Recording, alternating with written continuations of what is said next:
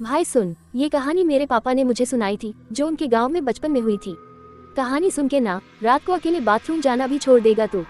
बात है 1985 की। गांव का नाम मत पूछना, पर उत्तर प्रदेश के पास ही है। वहाँ एक पुराना कुआं था, गांव से थोड़ा हटके एकदम सुनसान खेतों के पास। लोग कहते थे उस कुएं में किसी औरत की आत्मा रहती है। दिन भर कुछ नहीं, पर रात के 12 बजे एक औरत की रोने की आवाज आती थी, बचाओ बचाओ। शुरू में लोगों ने सोचा कोई मजाक कर रहा है, पर जब 3 लोग एक ही रात में उस कुएं के पास गए और अगली सुबह तीनों बेहोश हालत में मिले, तब सब डर गए। गांव वालों ने कुएं को ईंटों से बंद कर दिया। पर भाई, डर की बात यही खत्म नहीं हुई। कुछ साल बाद एक नया मास्टर जी आए स्कूल में पढ़ाने। बिल्कुल पढ़ाकू, सुलझे हुए इंसान। उनको ऐसे बातों पर यकीन नहीं था। एक रात वो अपने साइकिल से गाँव लौट रहे थे और उनको जोर से किसी औरत की चीख सुनाई दी, बचाओ बचाओ, आग लग गई। उन्हें लगा शायद कोई औरत चल रही है।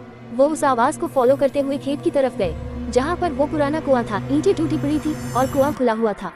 वो जैसे ही कुएं के पास पहुंचे, उनको एक औरत दिखी। लंबे बाल, पूरा शरीर जला हुआ, आंखें ऐसी जैसे खून से भरी हो। मास्टर जी डर गए, पर हिम्मत करके बोले, कौन हो तुम?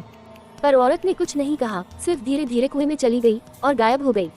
अगले दिन मास्टर जी बुखार में तप रहे थे और लगातार एक ही बात बोल रहे थे, वो वापस आएगी।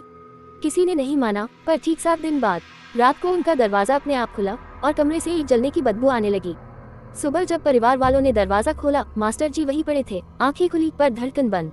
डॉक्टर ने कहा हार्ट अटैक, पर जो पास खड़ा था उसने देखा, दीवार पर कोयले से लिखा था, अब अगला कौन? गांव में अफवाह उड़ी, कुएं की आत्मा अब हर 7 दिन में एक को ले जाएगी। लोगों ने पूजा पाठ कराया, तांत्रिक बुलाया, पर हफ्ते दर हफ्ते एक एक करके गाँव खाली होता गया। आखिरी में सरकारी आदेश से उस कुएं को पाट दिया गया, पूरा खेत ही ब्लॉक कर दिया। आज भी वहाँ कोई नहीं जाता। अगर कोई गलती से भी उस तरफ जाता है तो दूर से एक औरत की आवाज सुनाई देती है, बचाओ। अब तू सोच, अगर एक रात तेरे घर को पिछवाड़े से बचाओ बचाओ सुनाई दे, तो देखना मत, भाग जाना। अगर कहानी डरावनी लगी हो ना, तो कमेंट में फोल्डेड हैंड्स आत्मा को शांति मिले लिखना। और हाँ, रात को पानी लेने मत जाना, कौन जाने आवाज कहाँ से आ जाए।